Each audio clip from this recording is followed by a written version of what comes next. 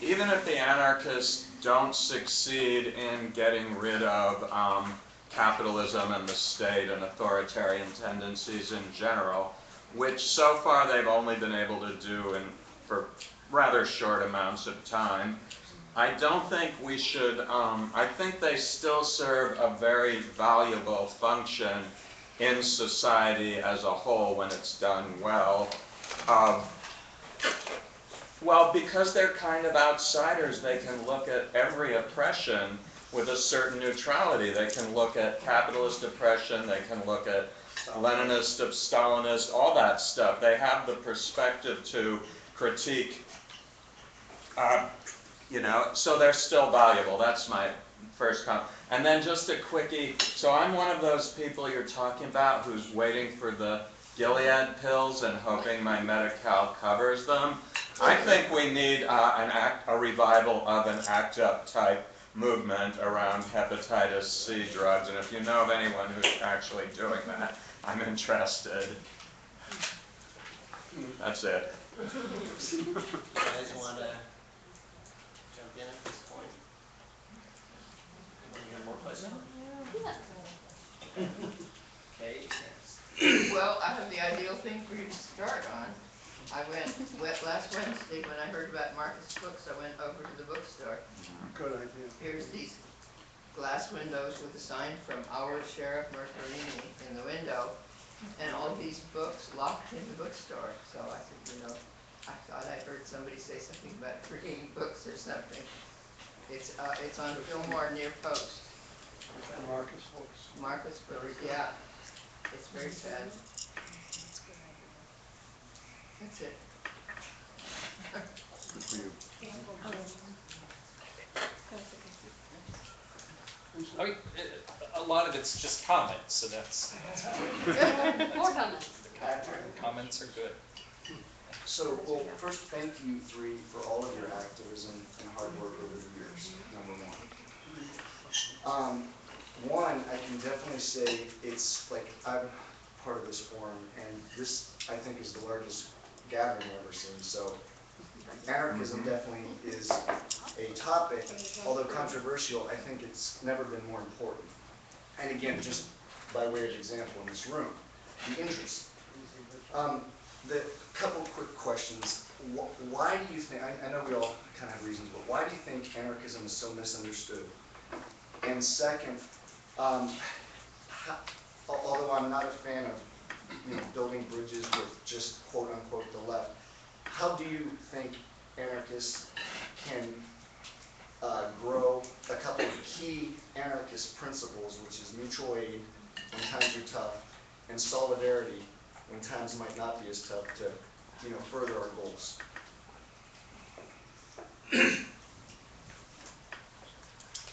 Respond? Well, I mean, I'll start with the why it's so misunderstood. I mean, there was a specific campaign, especially, well, in Europe.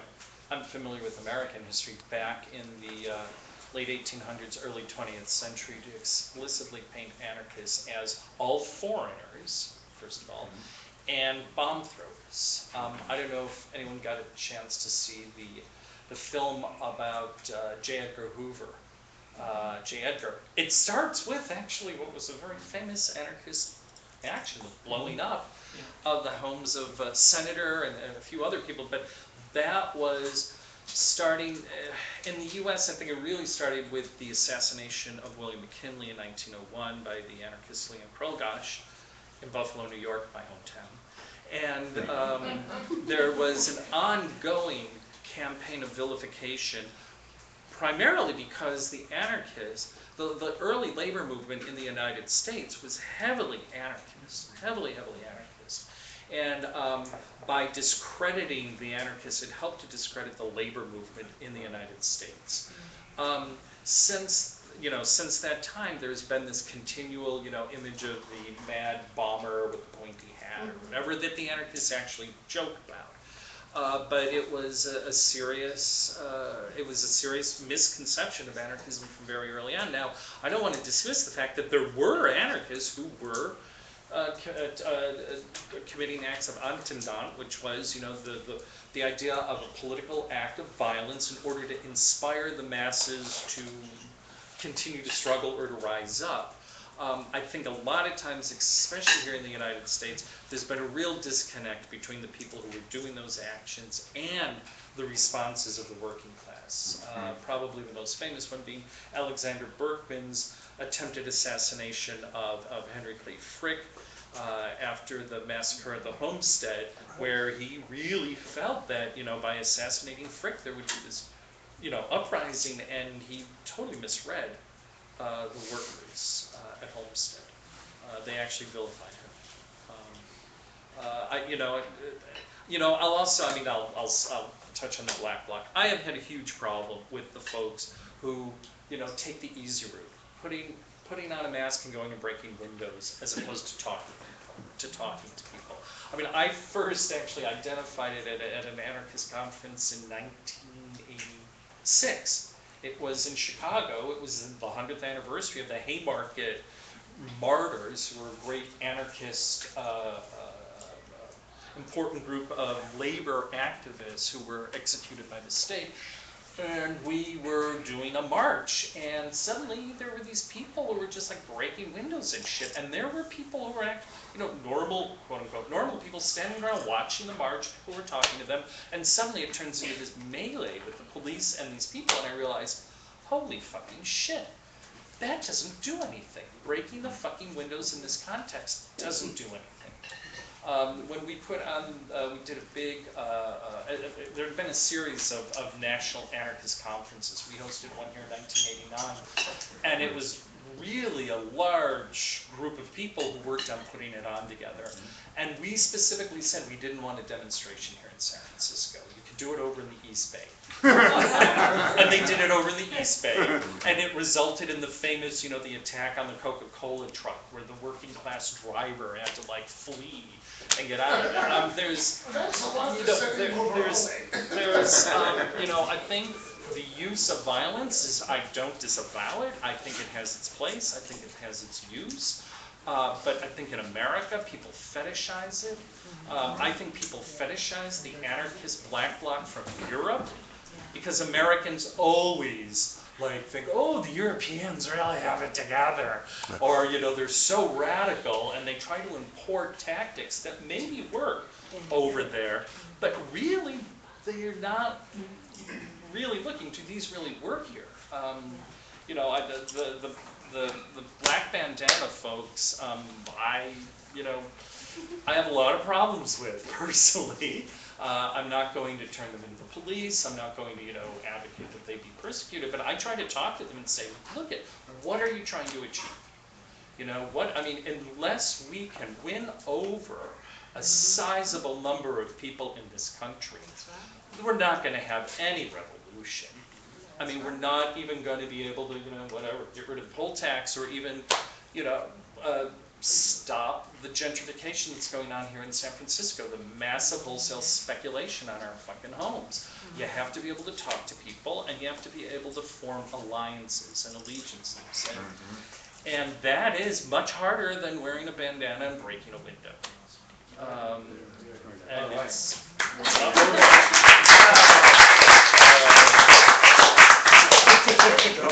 I'm going to demur. yeah. I was going to demur too. You want to demur first? Okay, I'll demur first, I guess.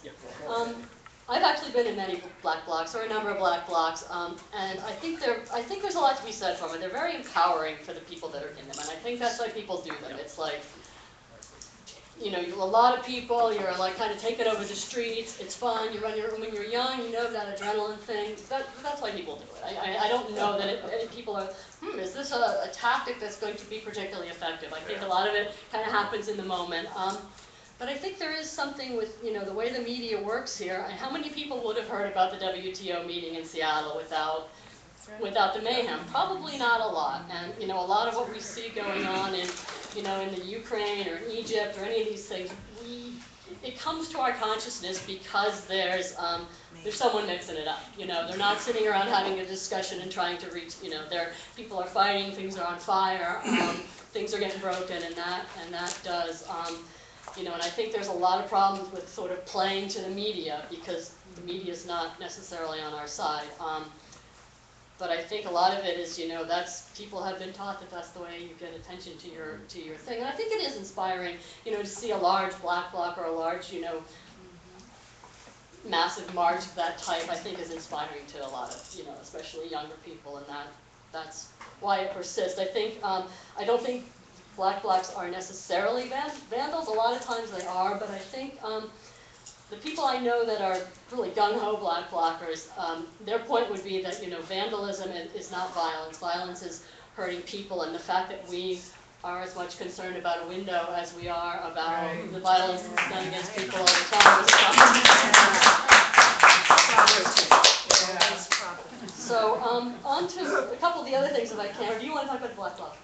Let's talk about black bloc. Well, again, I'll let you come back then, because Okay. to me the black bloc and debates about tactics are, I was going to say they're a diversion, but they're not a diversion. They are part of that bigger jigsaw puzzle, or they're one of those pieces which makes the big picture. And I think it's always important to kind of keep your eyes on the prize, so to speak, of that big picture. Now, the big picture is what has worked in the past, what might work going forward, to get our eyes on the prize. The prize, presumably everyone in this room wants a better world, right? So, to me, you can't talk about black bloc or any other particular tactic. To me, it's a matter of efficacy, it's a matter of utility, and it's a matter of exercising power. And there are certain ways to exercise power in certain situations, and there are other ways not to. Again, Joy is involved in the Pride celebrations. They're a fantastic way of showing your strength. Now, that can be interpreted in many ways. It can be showing your strength to capitalism, meaning you're a better market to sell Budweiser to.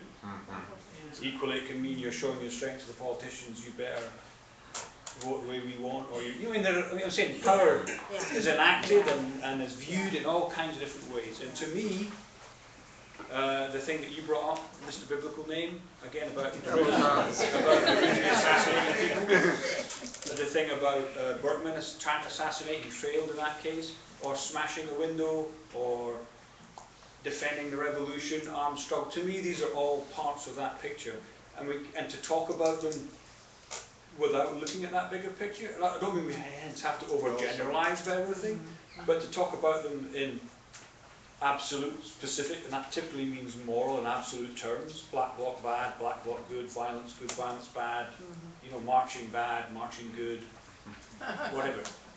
Demonstration. I don't think you can take it out of context. And that would be part of my answer to read a fucking book here. About how do we further our goals, and also to your question, which again I think is crucial. These are all crucial questions. How do we defend the gains that we make? Whether it's a revolution in one country, whether it's a reform which we won, hard fought. Again, the progress that has happened in America today as a result of millions of people struggling and fighting and changing consciousness in all sorts of ways. Now, that has on occasion been violent, on occasion it's been the threat of violence. Joey mentioned the Haymarket Mars. The reason we have an 8-hour day, which we're now trying to defend, is because of the anarchists. That's right. Right? The Haymarket Mars were all anarchists. They're all actually German. They couldn't even speak English. They were these foreigners that came over and tried to all foreigners, right? Certainly none could speak English. Again, the anarchists have often used violence. They've often used non-violence. Again, it's been part of that. How did anything that we've won today, the right to organise as a trade union, civil rights, recognition of this, they've come because of mass forms of collective struggle. That collective struggle has ebbed and flowed, and it's taken various forms. Sometimes it's been violence, sometimes it's been the threat of violence. And the argument about civil rights is Martin Luther King could only exist because of the threat of Malcolm X, right? So the threat of violence meant that the state had to concede. Well, etc., etc. I think these are all live debates still, and they're all crucial debates. These are the right questions. Unfortunately, I think there's no simple answer, and there's definitely no simple kind of moralistic, this is good, this is bad. And it always changes. what worked. I mean, what the state is certainly very good at is the state always, and those in power, react. And what we radicals on the left, anarchists, call us what you want, are really bad, because we tend to think it worked. Seattle worked. I mean, talk about a mass consciousness raising thing that was organized by anarchists, which pulled in the majority of people who were not anarchists, the Teamsters and the Turtles and whatever, right? And there was the Black Bloc who broke the windows and issued the communiques. Some result of all of that meant that suddenly the world had heard of free trade, of the IMF World Bank. You know, that's a great anarchist victory, and that's a great consciousness raising, which happened at the expense of a couple of windows of Starbucks. And 10 years of organising leading up to that point. What did anti-globalisation do after Seattle? They tried to replicate Seattle, and every single time the state said, fuck this, and just smashed it physically. And the Black Bloc couldn't defend it, and we were just left summit hopping, as it became known as, and getting battered. Because us radicals didn't change. We just said, oh, we'll try and repeat Seattle because that'll work. The state said, we learned from Seattle. Well, and 9/11 happened, and then everybody was But, you know, we didn't learn. terrorists. We learned eventually. And then Occupy happened, and then the state battered that. And we didn't learn. But anyway, Liz, you're going to talk about Yeah, that. I was just going to address the worker state question. And I think, you know, the reason anarchists are skeptical of that is that, you know, call it what you will, the practical result has not been that different from any other kind of state. After, you know, maybe for a short period of time, it was more or less a worker state, but in the end, it was a small oligarchy controlling, you know, exercising their power over the large majority, which is, you know, what we see under capitalism. So to have that happen with, you know, the party in control instead of whoever else, anarchists, many anarchists, I shouldn't speak for everybody, don't see that as a great practical step forward. It's sort of, you know, are the masses of people, I hate to even use the term, is it, you know, the vast majority of people in control of their lives, or are they under, you know, the control of someone else? I wanted to just briefly touch on ACT UP, which I was involved with pretty heavily back in the 80s. And I think, you know, ACT UP was a big victory in terms of a lot of things, in terms of changing how drugs are approved and healthcare, people's relationship with the medical establishment. But I think a lot of the reason it was successful is it wasn't really fighting the state or capitalism. It's like drug companies wanted to get their drugs approved too, so, you know, people were sort of on the same page. The government wasn't opposed to, you know, approving more drugs. It was just slow and needed to be kicked a lot to get it in gear.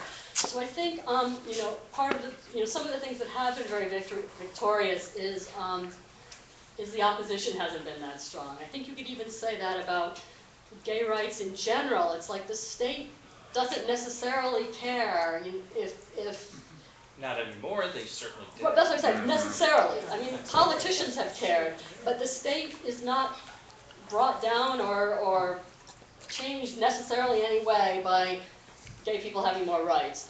Capitalism is, you know, it will take gay money as well as anybody else's money and market to the gay community. Great, one more market for them. So, you know, I think it's when you're actually fighting the state, fighting corporations in terms of what you're talking about that really need to be defended. I think that's where we do run into a problem, because we don't have anything, even if you take the entire left, that's going to go up against the U.S. military. I mean, obviously. Can I just say one thing?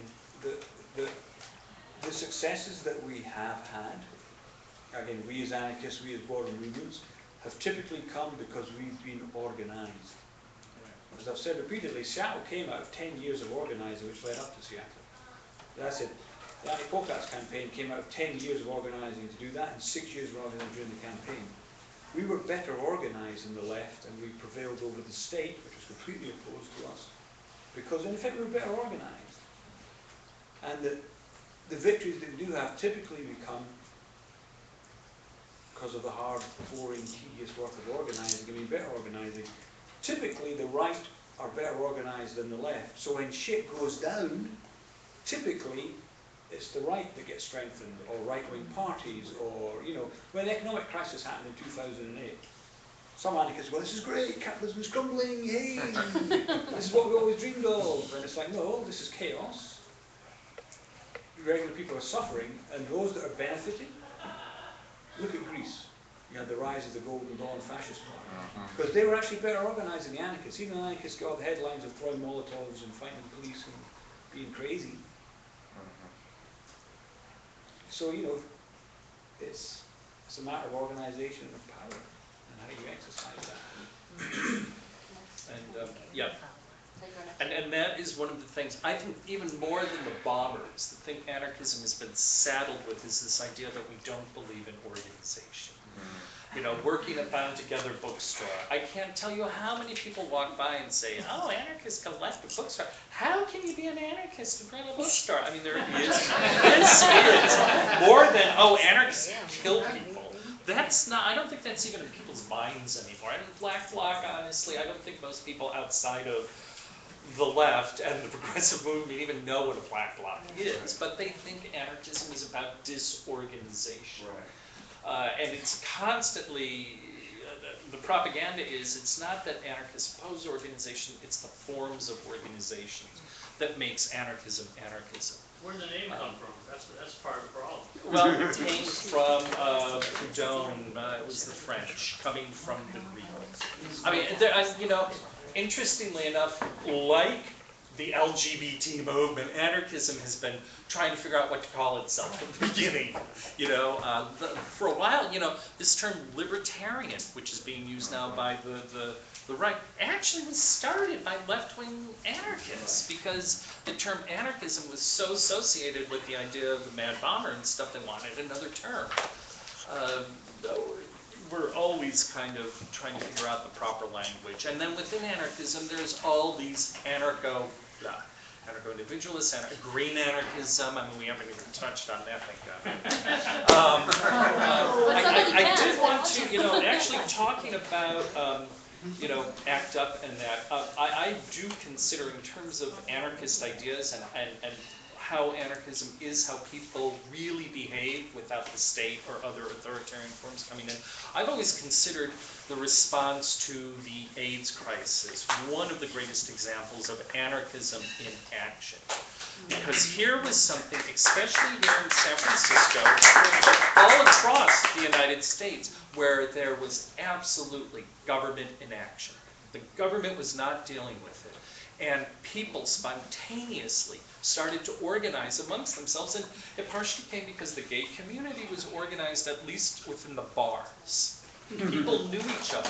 They were neighborhoods. They knew each other. That's a form of organization. It doesn't always mean sitting in political meetings. It means knowing your neighbors. It means being part of a community.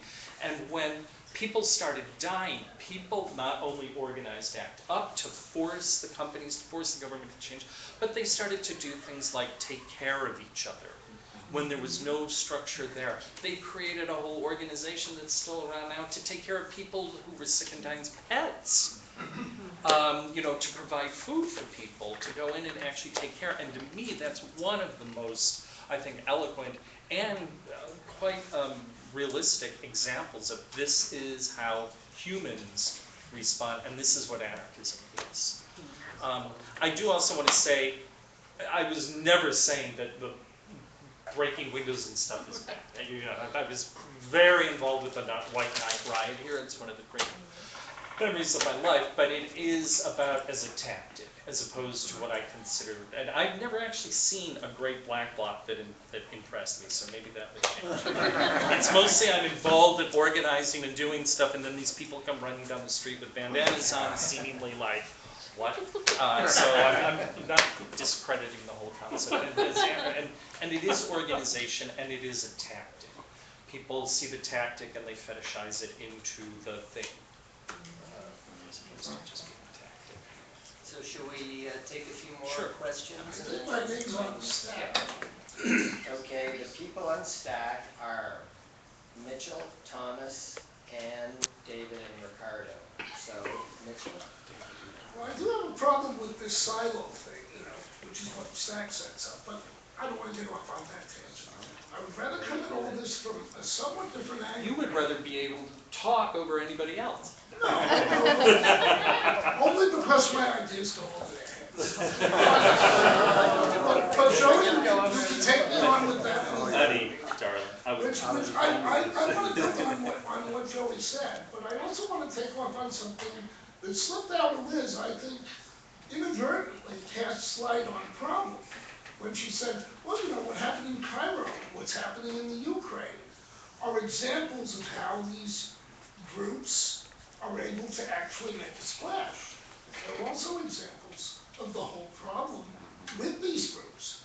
I would propose this, and I found Ramsey's story of the poll tax fascinating. Even with success, eventually hitting a wall. And the wall, I think, let me take what Joey said.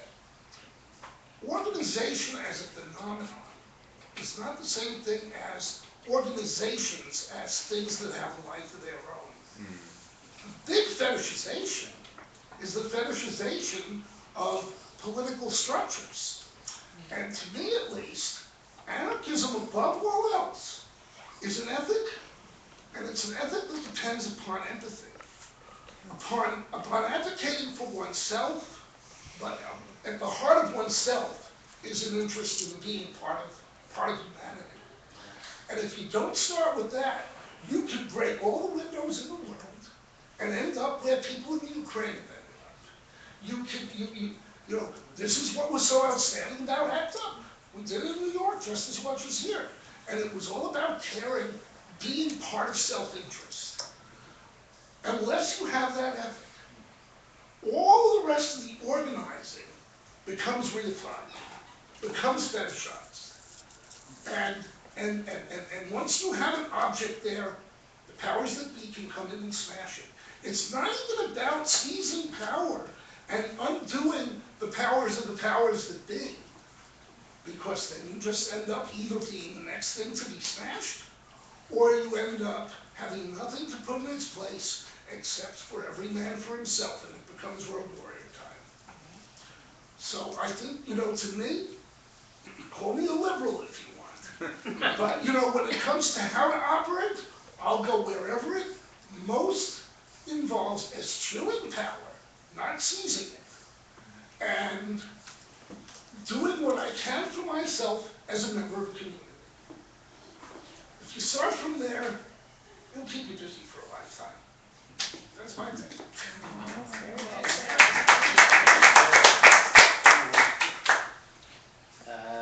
Thomas, you wanna? Yeah,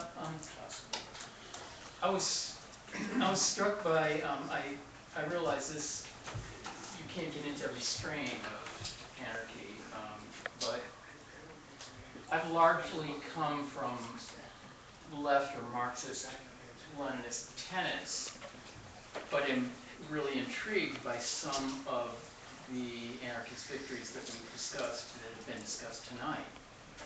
And I agree with you about ACT UP, probably one of the last great victories of the left. But on the other hand, I was really appalled when I heard, you know, some of the statements coming from the Occupy movement.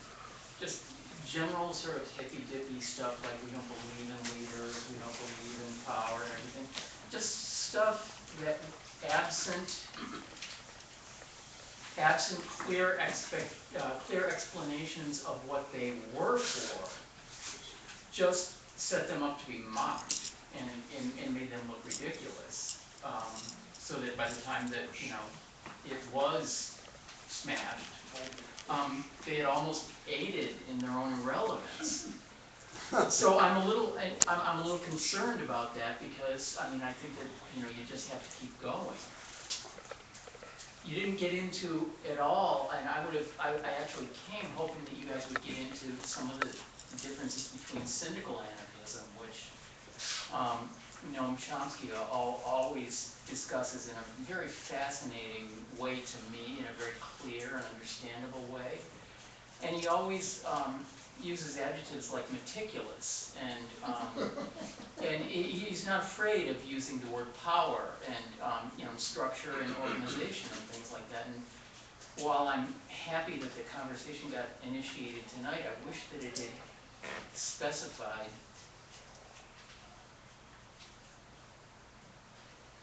different strains of it and why different strains of it might be more effective than others.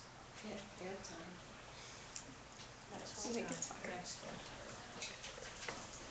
Wanted a few more questions? Yeah, let's finish Can they everybody on the list respond, you read. Andy, can they respond to that? Do you guys Why want They don't you wish to. finish the Yeah, list you read and Right. then we'll. Okay. Yeah. Okay. Well, get a response. So Ann is next. So, hi, thank you very much. I have a ton of questions, but I'll sort out what I said. Because I'm totally, this is since Occupy, I started with Occupy, completely new to me, and learning from some people that I met about anarchism. I realized that I had been operating an anarchist family from the get-go, and it had been incredibly effective. My kids are old, you know, Maria's the youngest, and they're like so excited about the fact that that's what we did, you know. And I think we're talking about having people learn about this. I think part of the whole thing is that, you know, as kind of a regular kind of middle class American, have like zero experience organizing anything. We're part of an institution from we homeschooled to, and we not as any part of any religious group, but just kind of on our own with a collective of people, again, without a label. But I'm wondering about that kind of learning those skills and seeing those results as a young person, you know, is something that seems to me promising for growing this strain, and the, you know, really the positive things that I've seen come out of it just in my, you know, 2 years of kind of playing and learning about it. So that was one about like anarchist kids and families and spreading that. And then secondly, just it seems like women, men have had some more egalitarian involvement in this, but it's hardly ever the case. So I'm curious about women and anarchism. Okay, David. Did you, sorry, one sec. The gentleman with the house, if you want to add your name to the stack. Yeah. You're You're already on that, I'm sure. Thank you. Thank you for all the hard work you've been doing over decades, all of you. I'm interested in hearing a little bit more about some of the discussion that has been happening within the anarchist community around nonviolence versus violence. And I know there's people really on both ends of that spectrum. And I imagine that you've seen the book called Why Civil Resistance Works by Erica Chenoweth and Maria Stepan. And they studied 323 violent and nonviolent movements over the last 110 years. And Erica actually was more inclined to guerrilla warfare as her favorite tactic when she started this. But after studying all these movements, which were really working for fundamental change, not just reforms, they found that the nonviolent movements were twice as likely to be successful, and also twice as likely not to end up in civil war or in dictatorship. And I think from my experience in Seattle, I have seen where people committed to building nonviolent movements, it has a tendency to get larger and larger, as happened in Seattle. And when violence starts, as apparently the Black Bloc said here in Oakland, it scares a lot of people away. And that was the other thing in this book. They found that the movements that were successful were the movements that really became mass movements, not just a small cadre of people that thought they were right. And in my experience, if the movement can maintain a nonviolent discipline, they have more likely, the publicity they get is more likely to be on the issue, why they're there, and not on the violence. And also, and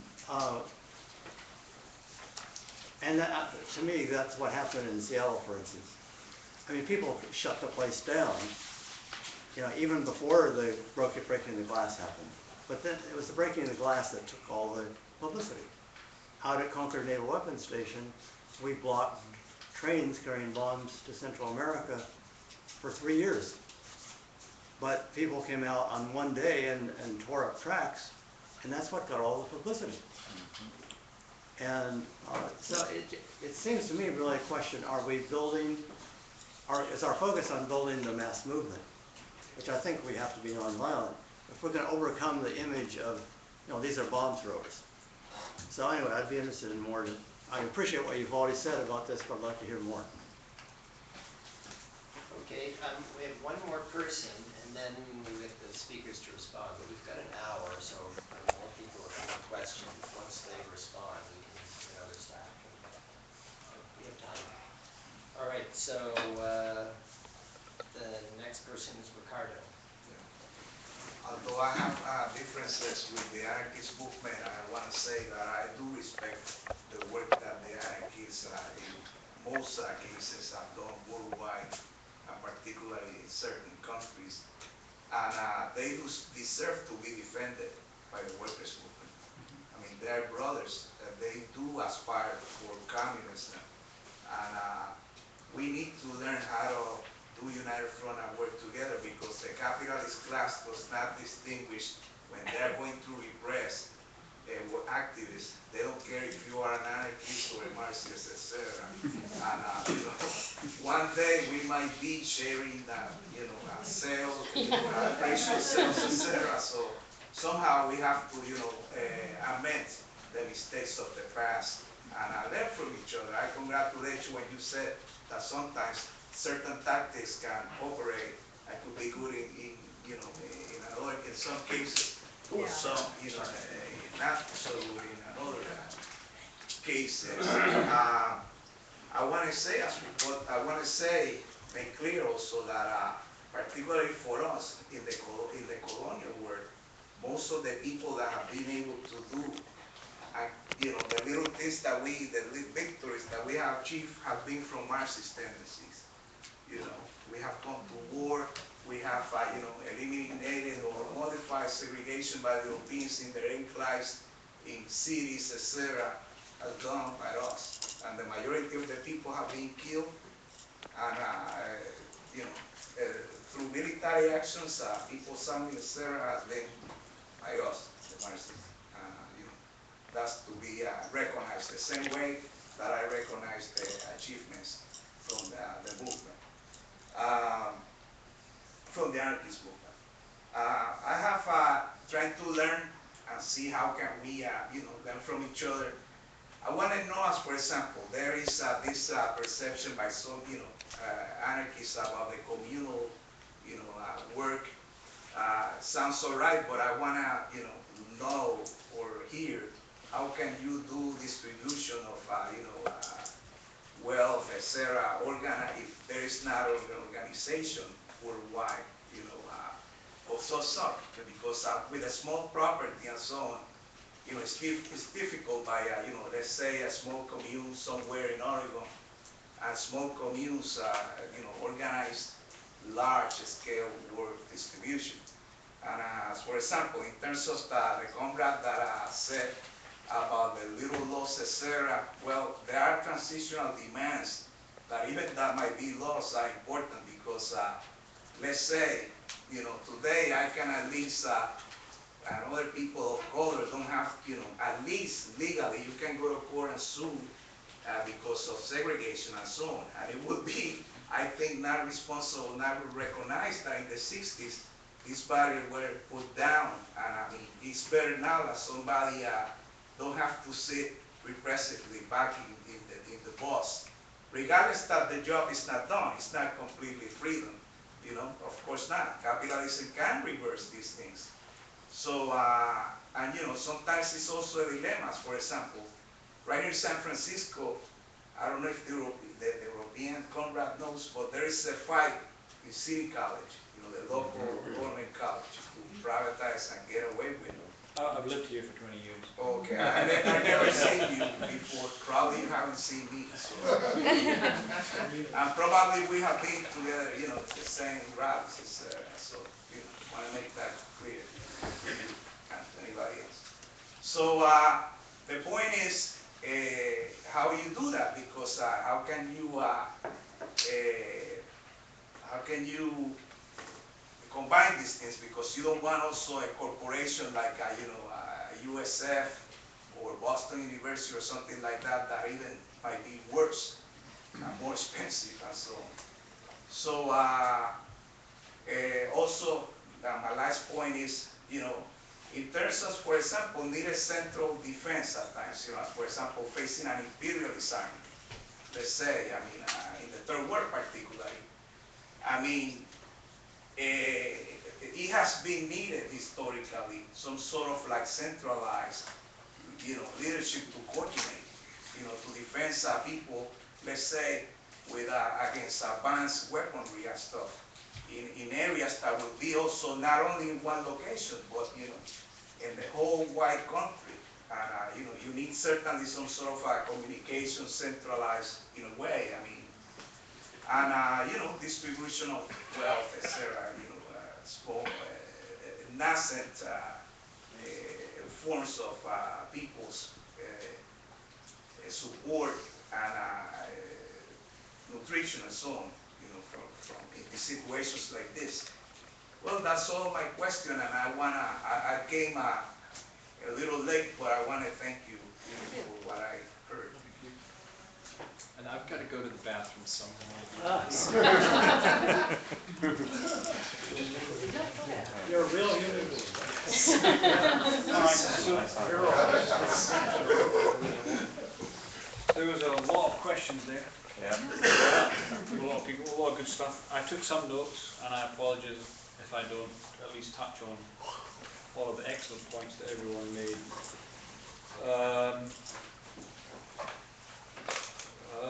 Starting with the gentleman over there who spoke first.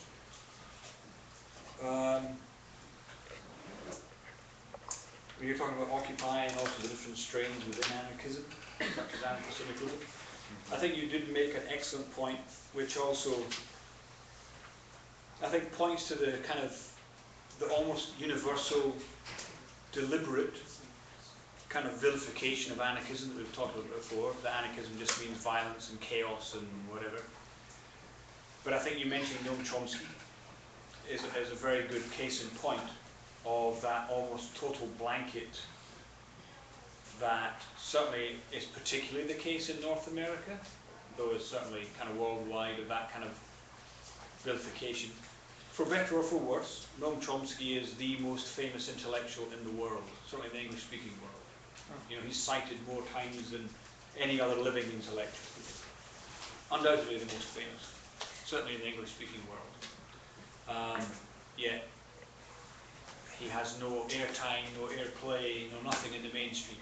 Despite that, despite these accolades by the entire world, and even more so, no one knows he's an anarchist with a very particular set of ideals, as the gentleman pointed out. He's an anarcho-syndicalist. He draws on traditions of anarcho-syndicalism. He's very articulate about it. So again,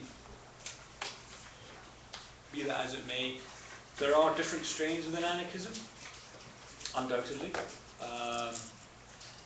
But I think the dominant tendency of actual those practicing anarchism would be of the anarcho-communist variety.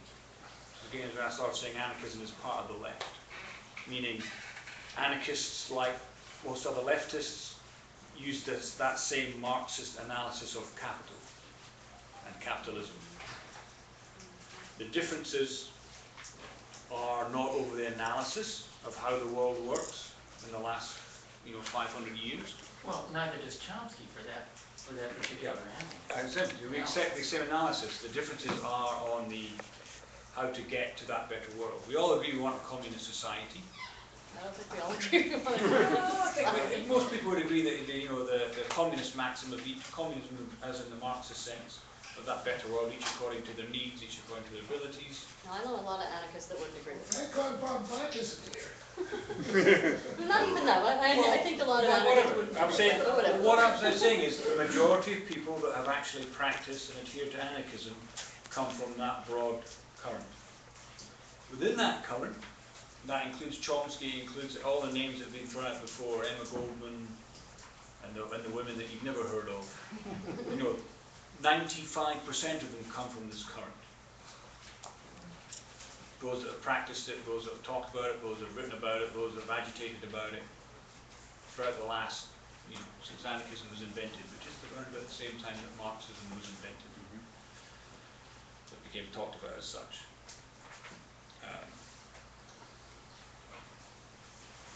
Within that broad current agreement, there are all kinds of debates.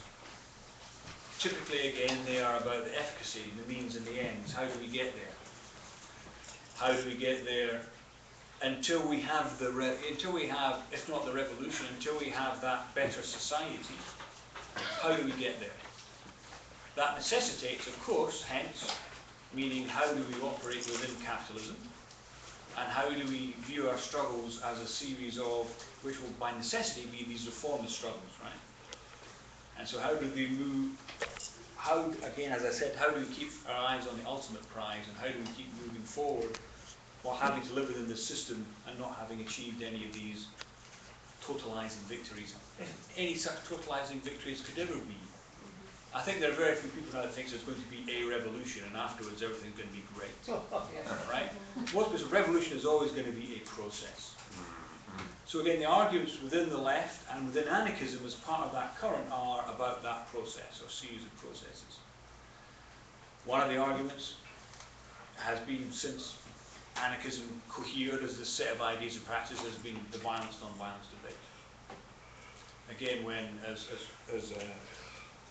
Joey mentioned, when the guy whose name I can't pronounce, Saundersism, assassinated McKinley, he was completely condemned by almost the entire anarchist movement. One of the few people that defended him was Emma Goldman, who defended him on the kind of thing that Mitch was saying, on the kind of ethical grounds of, like, come on, he's a comrade, he's confused, he's got problems, but he's a comrade. I disagree with what he did, but he's a comrade and we have to defend our comrades. But he was almost universally condemned for his actual actions, for assassinating the fucking President of the United States. Personally, I think that's fucking great. Personally, I think that's great. Tactically, I would agree. It's a bad tactic. So you can have both things, right? You can think it's fucking great. If you've been on a demonstration, you often think it's fucking great if the police run away. You might think it's great if you manage to smash up the cop cars. It's great. But that's a different argument whether that tactically is a good idea at that time. So again, we're talking about processes, we're talking about building a movement, series of movements, we're talking about defending what gains we have. How do we defend the 8-hour day that the anarchists call? Well, we haven't done a very good job of it so far, have we? It's ceased to exist, the 8-hour day. But again, how do we defend, how do we move forward? Again, this is all part of that. Again, that doesn't really answer any of the specific points about violence, non-violence, about reform, revolution. But I think they can only be talked about as part of these, what I'm calling this series of processes, violence and non-violence. What Conrad was saying here about, how do we join together for certain things, a united front or whatever. I mean, there's been, one of the things that I personally have discovered as I grow older, and I've found good for me and good for most other people as they go older, as you get older, you actually become less sectarian. You actually see the world less in kind of black and white and right and wrong. Because the world is kind of complicated and messy. And there are times when, when I was really young, I fucking hated the left. As I explained earlier, I spent a good part of my activist life fighting the left. I think I was absolutely right. But nevertheless, what I didn't understand was it was that left which had built the institutions and the processes and the victories which enabled me to be able to fight.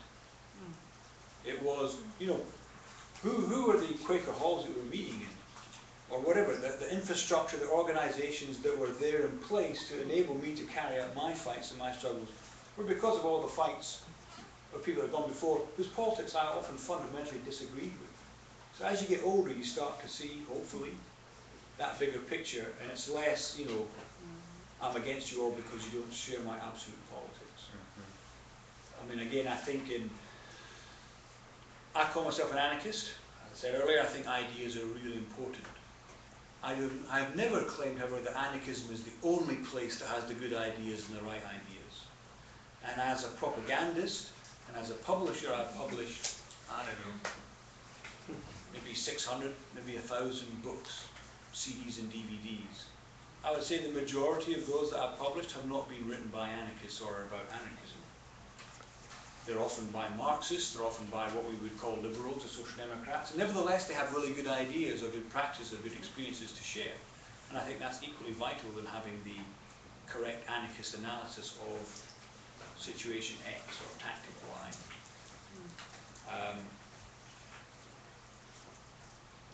I think, again, those broader pictures or broader questions of reform or revolution or tactics, I do think that, as I said, organization and power is crucial. I think building institutions are crucial. As I said earlier, I thought I was repeating myself, when stuff happens, stuff rarely happens that we want when we want it to happen. And it's how we respond. And typically how we respond is because of those institutions. Informal in the case of the gay bars, formal in the case of the CNT and the Spanish Revolution. Now, the people that were most successfully able to intervene or take advantage of these situations because they have had that organizational ability, capability, etc. And to me, that's what we should be building. We should be building, again, to use that leftist term, building power, building organizations, formally or informally, that we can then better impact these movements. And that's often going to include coalitions with people that we don't like, we don't want. I'll give you one more anecdote, again, my experience. So during the miners' strike, people may have heard of, it was a year-long strike in Britain. It was when, in 1984, 1985, when Thatcher crushed the unions. She took on the most militant, most physically biggest. Miners had 500,000 members of the miners' union. There's a lot of miners in Britain at the time. It was a year-long strike. It was horribly crushed and horribly defeated. One of the few groups who did really good support work for the miners was the anarchists, and I'm very proud of that. Because of that, at the end of it, the anarchists, unlike most of the other left groups, who are only interested in like self. So it was like, you know, the police are running, bashing people over the heads, and people like trying to sell them newspapers. That was the main left contribution. The anarchists actually gave real solidarity and support. Because of that, after the strike, many miners tried to join the anarchist movement.